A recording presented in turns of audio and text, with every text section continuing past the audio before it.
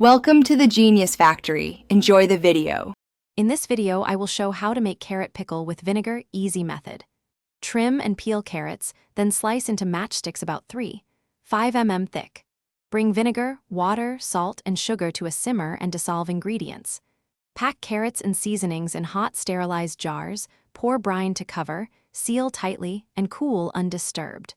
Refrigerate for at least 24 hours before serving for best flavor and crunch. Start by laying out all ingredients and tools so the process flows smoothly. Use a clean kitchen towel and set a cooling area for jars. When slicing carrots, aim for uniform thickness so they pickle evenly and retain crunch.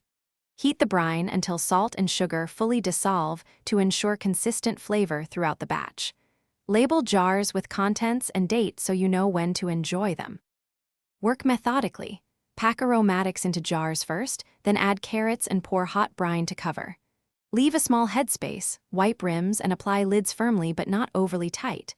Let the jars sit upright at room temperature until cooled, then refrigerate.